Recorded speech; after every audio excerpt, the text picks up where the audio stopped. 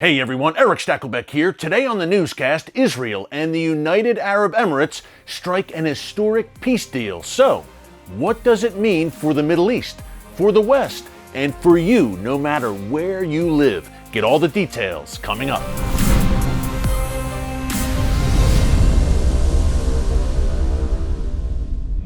Hey folks, Erick Stakelbeck here. Welcome to the Watchman Newscast. We'd like to say here on the newscast that we are living in Bible times today. Well, we saw another clear example of that just a few days ago when Israel and the United Arab Emirates came to an historic peace agreement.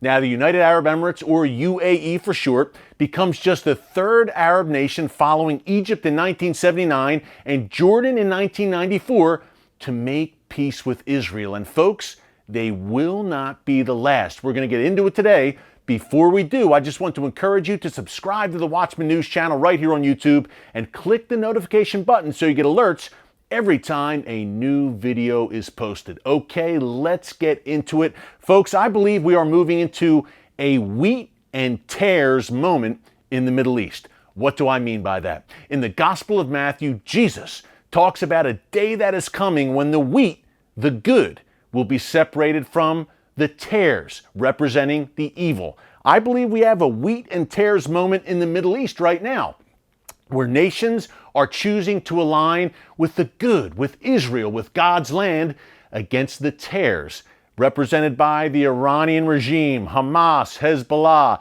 You also have Turkey lurking around, sometimes working with the Iranian regime, but most of the time working to advance its own radical interest. The wheat on one side, the tares on the other. The UAE has chosen the good. They've chosen to align themselves with Israel. And if reports are accurate, we will also see in perhaps the coming weeks, months, Oman, Bahrain, perhaps even Sudan, perhaps even Saudi Arabia. Yes, Saudi Arabia make peace with Israel. Folks, 10 years ago, this would have been unimaginable. 5 years ago, this would have been unimaginable. But today, with the growing Iranian menace looming over the Middle East, these Sunni Arab nations see that Israel is not the cause of, but the solution to all of the chaos in the Middle East, and they have chosen the strong horse. They know that Israel will stand strong against this Iranian axis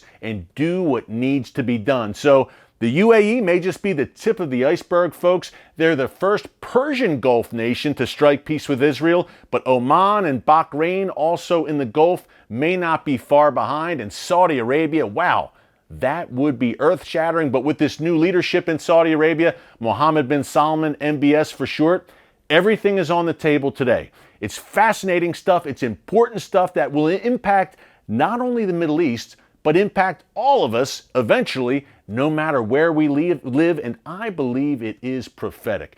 To get the inside story on all of this, we talked to our good friend, Communications Director, Senior Director of Policy for Christians United for Israel, where I hang my hat. We are America's largest pro-Israel organization, close to 9 million members, growing every day. Ari Morgenstern is one of the best when it comes to the shifting sands in the Middle East and how all the chess pieces are moving on the board. He joined us to talk about what it means for the region, for Israel, for the West, for America, and for all of us. Take a look. So let's talk about the details of what this means. So it's not just exchanging embassies. Obviously, there will be a UAE ambassador in Israel and likewise an Israeli ambassador in the Emirates. But we're going to see an economic relationship that I think will be a boon for both countries.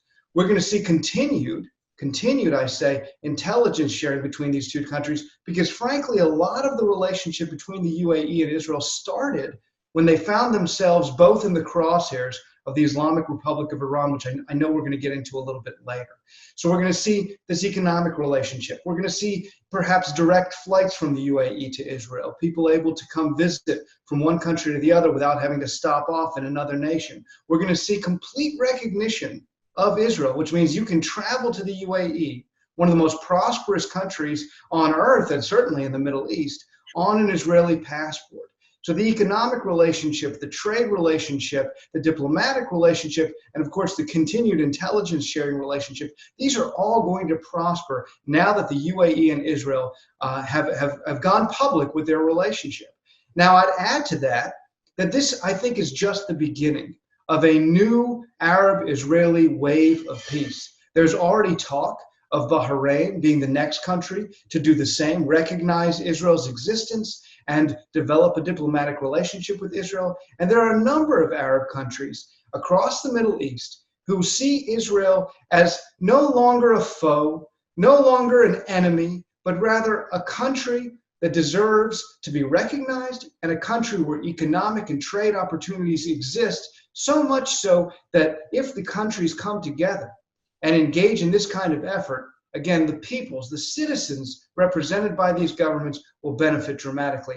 And I think that's nothing short of historic news. Yeah, it really is, Ari. The wake-up call, I guess you would say, in the Sunni Arab world that, hey, Israel is not the problem. Israel is the solution to a lot of the chaos and troubles in the Middle East. You mentioned Bahrain as a potential peace partner coming up. There's been some rumblings about Oman, even Sudan, coming to peace agreements with Israel. And you mentioned one key point there, Ari, Israel as an economic and high-tech powerhouse. Could it kind of rub off on these nations? That's one reason they're doing it. But you also mentioned Iran.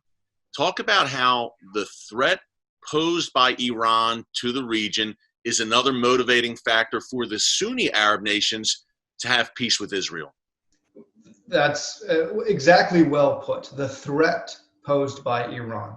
So Iran seems to have a foreign policy rife with enemies. The West, Israel in particular, but also the Arab states, Saudi Arabia, all the Gulf Arab nations, such as the UAE, Bahrain, and so forth. They all are threatened by Iran's Islamist imperialist agenda, specifically Shia Islamic imperialism. Okay, so the Saudis, the UAE, the Omanis, the Bahrainis, they look around and they see who is the strong military power, who is the strong economic power in the region, who has the intelligence to enable those Arab countries to confront this Iranian menace. And that's, of course, Israel. So way back in 2009, when President Obama was first taking office, we already began to see some sort of public efforts where Israel and the UAE specifically, and other countries as well, were working quietly behind the scenes and at times a little less quietly to try to convince President Obama not to go down the path of the Iran nuclear agreement. Because all of these countries know that they are in the Islamic Republic of Iran's crosshairs. They know that Iran will not settle for any one island, any one country.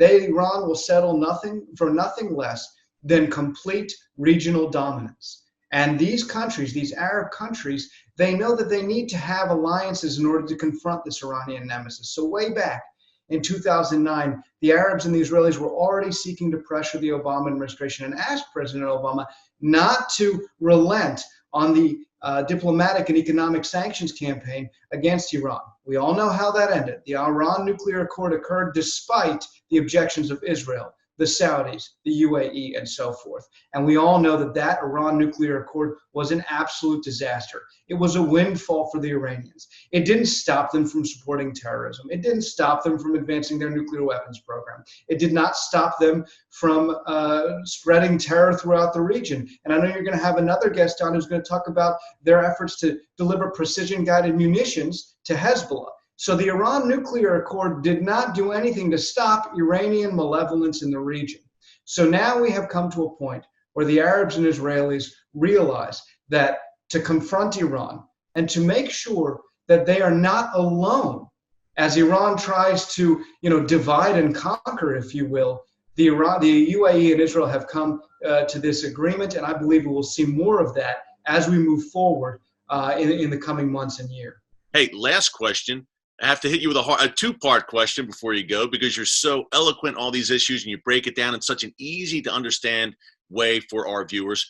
Number one, what role did the Trump administration have and the U.S. government, the current administration, in brokering this peace? And number two, it seems like the big one that's out there, Saudi Arabia. What are the odds of the Saudis under MBS, Mohammed bin Salman, eventually coming to the table and striking peace with Israel? It seems like that would be earth-shattering, a Saudi-Israeli peace deal. I think the Trump administration, I'm confident, played an absolutely integral role in making this come to pass and really finally allowing this relationship to come into the open. One of the ways that, people think of diplomacy as simply people sitting in a room and having a discussion and hashing things out, but actions speak louder than words. And I really feel that there's no way we could see this kind of progress on the Arab-Israeli peace front between, for example, the UAE and Israel, were it not for President Trump's decision to tear up the Iran nuclear accord. I think that kind of action shows American leadership. And when our enemies fear us and our friends trust us, we are able to bring everyone together to the table and really offer the kind of guarantees that are necessary in order to achieve these kinds of diplomatic results. The UAE, they are going to benefit from this relationship.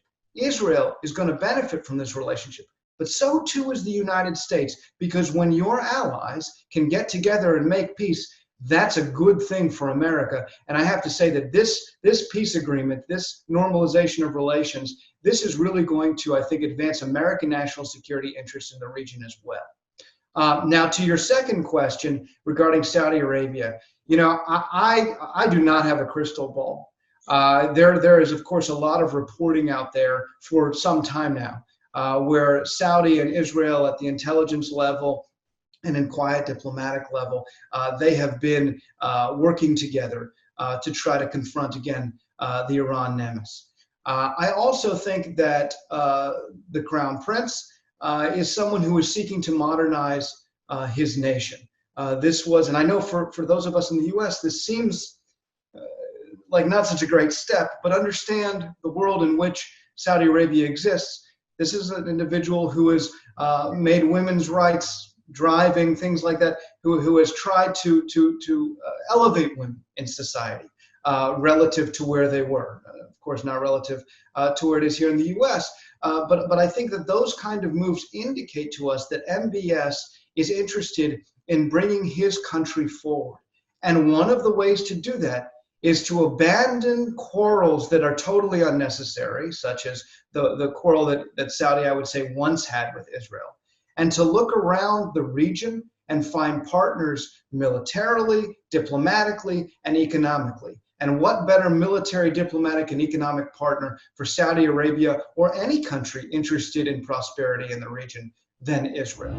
Thanks again to our good friend Ari Morgenstern for breaking it down for us. Folks, if you want to join our team at Christians United for Israel, you see the information there on your screen. Call or click. Just go to CUFI.org and you can join our movement today. Again, America's, probably the world's largest pro-Israel organization, close to 9 million members and growing every day for such a time as this. When I see this Israel UAE peace deal and other deals on the horizon, the Sunni Arab nations, against all odds seemingly, drawing closer to Israel, I'm reminded of the book of Isaiah chapter 60 verse 3, where God Almighty, the God of Israel, says that nations will come to Israel's light and kings to its brightness. Folks, we are seeing this play out in real time before our very eyes today. Again, we live in Bible times. Well, thanks for joining us today on the Watchman Newscast. Until Thursday, God bless you. And remember, never hold your peace.